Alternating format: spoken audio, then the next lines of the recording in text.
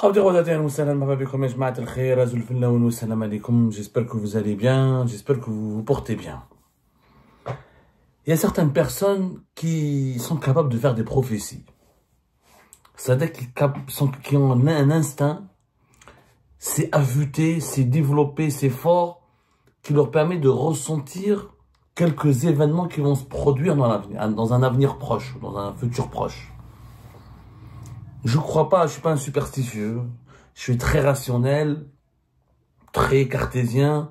Je suis un esprit scientifique. Vous connaissez mes positions par rapport à la superstition religieuse et aux phénomènes paranormaux, à la sorcellerie, toutes les conneries qui caractérisent le sous-développement de notre pauvre société algérienne.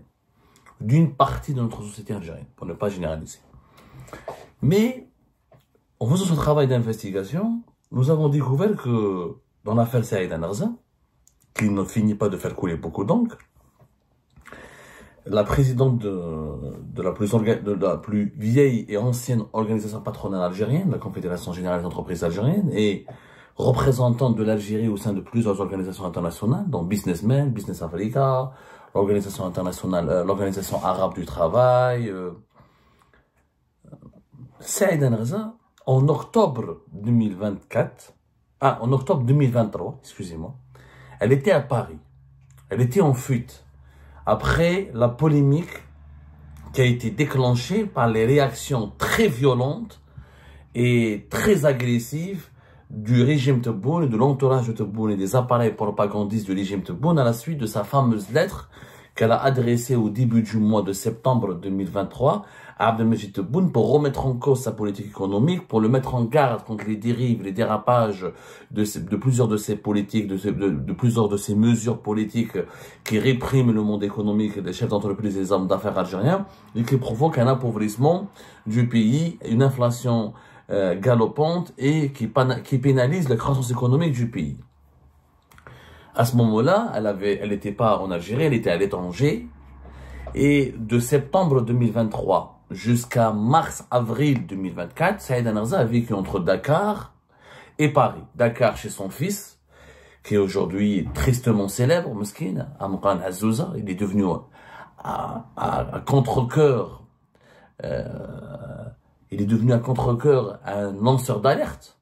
On va l'appeler maintenant Amran DZ, parce que chaque soir, il fait des lives et des directs sur les réseaux sociaux pour défendre sa mère, dénoncer l'emprisonnement de sa mère et raconter des vérités dissimulées, cachées des relations de l'affaire de sa mère et comment la justice algérienne a persécuté sa mère et de véritables relations, des révélations très croustillantes de Amran Azzouza sur les relations entre sa mère et l'entourage de Tebboune et Abdelmejid Tebboune lui-même sont ahurissantes.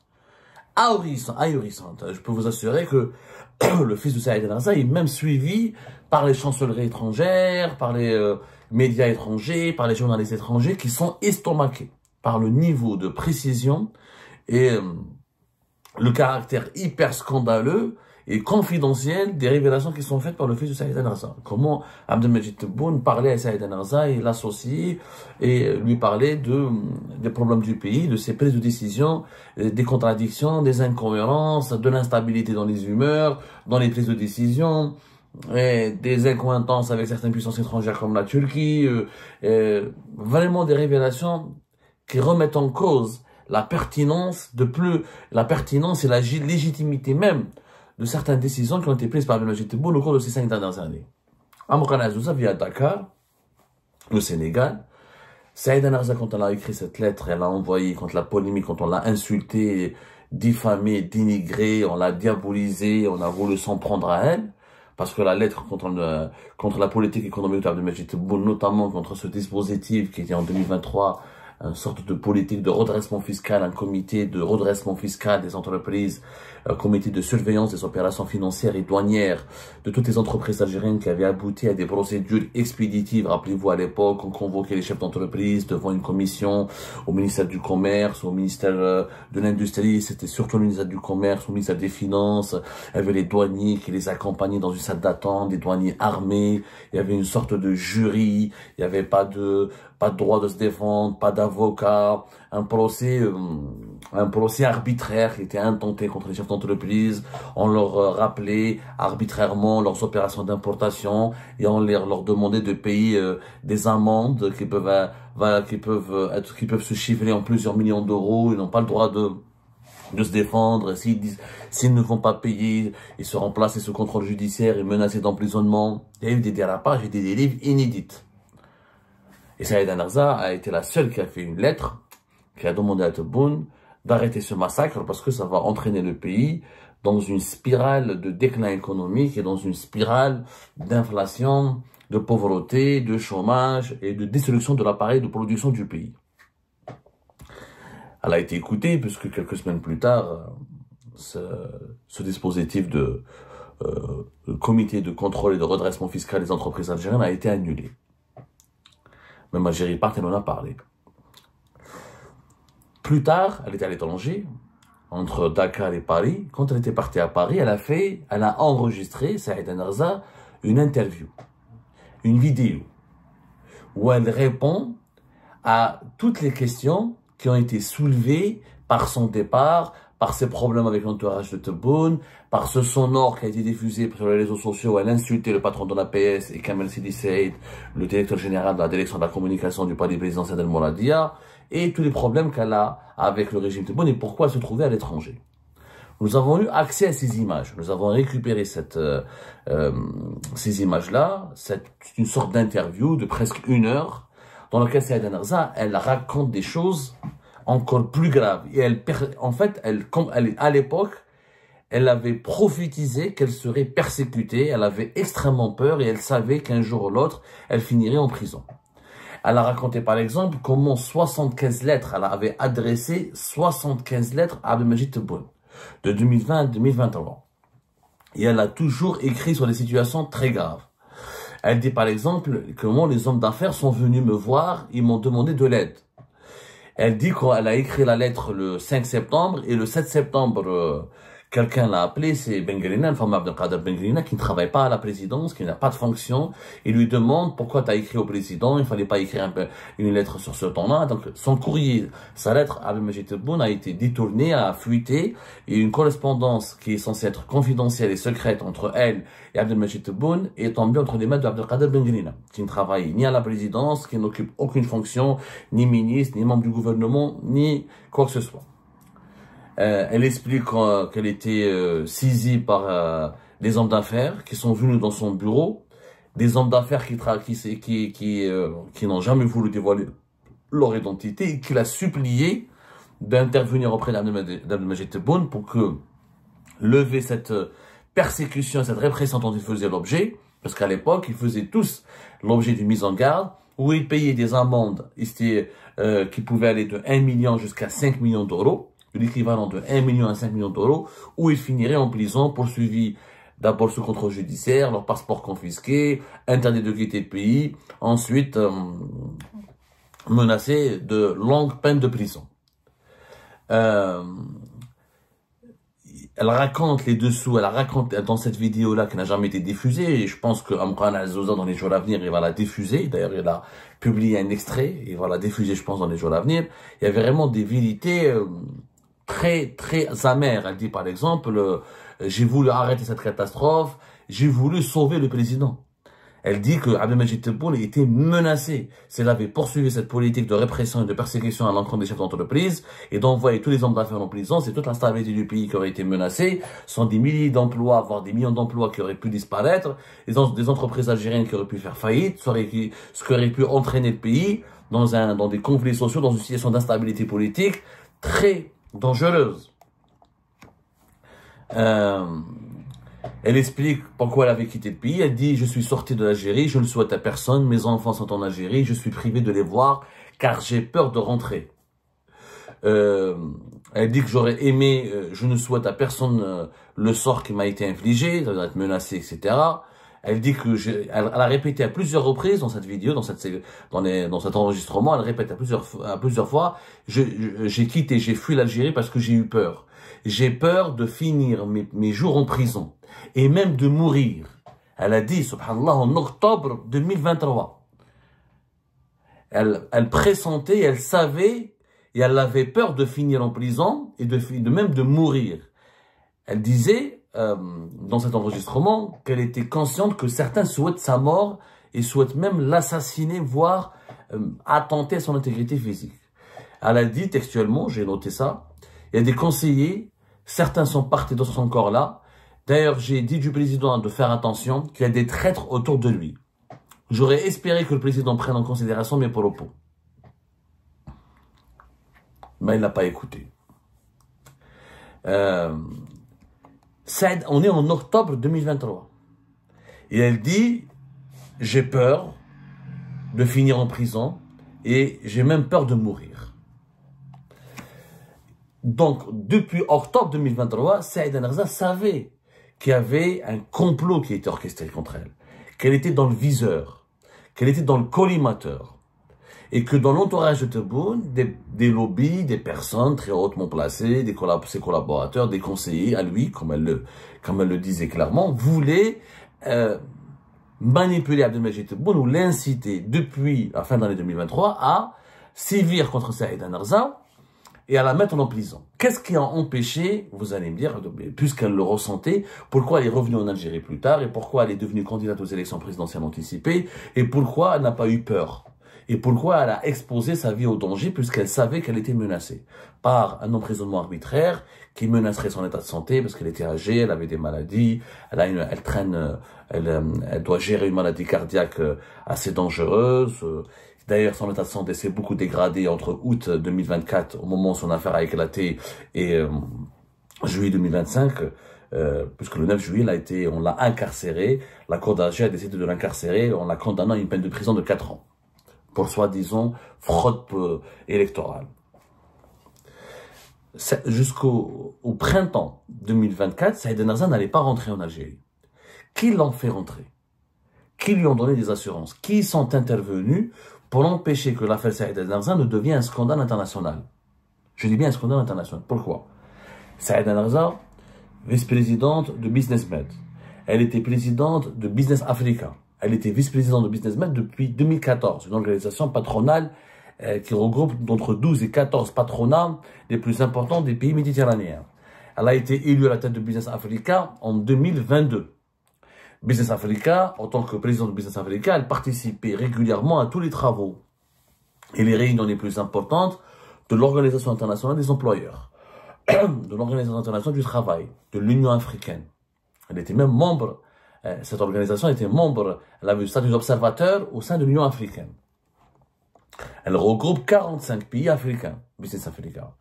Plus tard, un peu avant 2022, en 2021, elle a été élue au conseil d'administration de l'Organisation arabe du travail.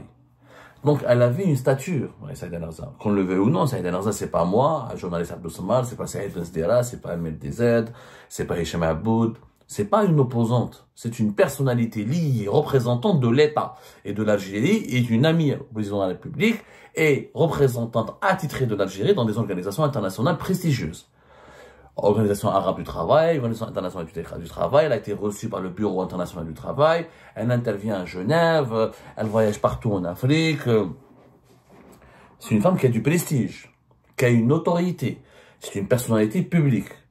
À l'époque, les deux personnes qui étaient intelligentes et qui avaient compris que l'affaire Saïda Narza est en train de dérailler et elle risque de devenir un scandale international, c'était Mehna Djebbar, le général-major Mehna Djebbar, patron de la direction de la documentation de la sécurité extérieure, service de l'enseignement extérieur algérien, et Nasser Djen, qui est devenu plus tard, en début juin 2024, patron de la DGSI, Direction Générale de la Sécurité Intérieure, le service de l'enseignement intérieur, mais qui était au moment des faits, entre mars et avril, le patron de la caserne Antar, qui est le cœur battant, le principal centre opérationnel de la DGSI, le service de l'enseignement intérieur. Ce sont le général Nasser Djen et le général-major Mehna Djebbar qui ont contacté Saïda Narza et qui ont négocié avec elle et qui lui ont proposé, qui ont insisté pour qu'elle revienne en Algérie. Et c'est Mehna Djebbar et Nasser Djen qui ont intervenu auprès d'Abdelmajid Tebboune pour lui demander de ne pas sanctionner Saïda Narza, de ne pas se venger contre Saïda Narza, de ne pas toucher à sa dignité, ni de l'emprisonner, ni d'entraver sa liberté. هذه حقيقة تقال. C'est Nassar Djen ou Mohamed Jebbar هما اللي دخلوها. Ils lui ont dit ceci: الدخلي راكي sous notre protection. راكي تحت الرعاية تاعنا. Rentre dans ton pays, tu seras protégé. Personne ne touchera à un de tes cheveux. Mohamed Jebbar et Nassar Djen, les deux responsables qui ont traité, négocié plusieurs semaines avec Saïd Narza et qui l'ont convaincu de revenir. À l'époque, ils avaient peur de quoi? Légitimement, Mohamed Jebbar voulait éviter à l'Algérie un scandale international.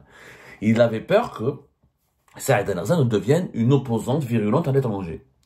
Avec sa notoriété, avec son argent, avec ses connexions, avec des organisations, avec ses réseaux, avec des organisations internationales, avec ses relations en Afrique et en Europe et dans le monde arabe, elle aurait pu faire très très mal au régime algérien. Extrêmement mal. Donc Mohamed Jebbar, il a paniqué, il a dit à Tebboune, cette femme, il faut qu'on la récupère. Il faut qu'elle rentre en Algérie. Il faut qu'on fasse la paix avec elle. Il faut faire la paix avec elle. Il faut la laisser tranquille. Nassar Djen était du même avis.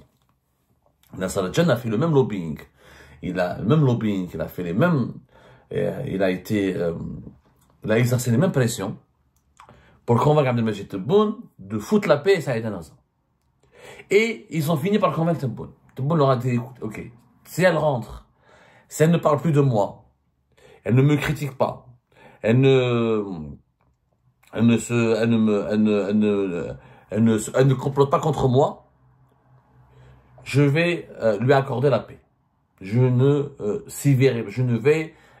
toucherai pas, je ne la menacerai pas, je ne la sanctionnerai pas, je ne lui ferai aucun mal. Le deal a été conclu et Saïd Narza, elle est rentrée entre, je crois qu'au mois d'avril, je sais pas la date précise, entre fin mars, début avril 2024. Mais avant, elle savait déjà qu'elle était menacée. Pourquoi elle est revenue, vous allez me dire? Parce qu'elle a fait confiance à Nassar Djen et Mohamed Jebbar, parce qu'elle a des bonnes relations avec les militaires, parce qu'elle a beaucoup de respect pour l'institution militaire et parce qu'elle n'est pas opposante. Saïd Narza n'a jamais voulu devenir opposante. Elle a des biens en Algérie, elle a des entreprises en Algérie, elle a voulu reprendre son travail à la tête de la CGA, la Confédération Générale des Entreprises Algériennes, et puis elle était déjà représentante de l'État algérien et du patronat algérien, et représentante pas de l'État algérien, je vais dire représentante de l'Algérie, dans des organisations régionales. Donc ça, ce serait une grande humiliation pour l'Algérie, pour elle, d'être en fuite à l'étranger alors qu'elle doit travailler à Genève, à Addis Abeba, au Caire et dans pas mal de capitales mondiales avec des organisations internationales très sérieuses, très importantes. Donc elle a fait pour elle, il était plus censé de rentrer en Algérie et de lutter sur place, de lutter intelligemment. Et elle pensait naïvement, Saïd Narza, elle pensait naïvement que Abdelmajid Tebboune tiendra parole et que son entourage va finir par l'oublier et mettre aux oubliettes le conflit qui a éclaté entre elles, qui a éclaté avec elle en septembre 2021.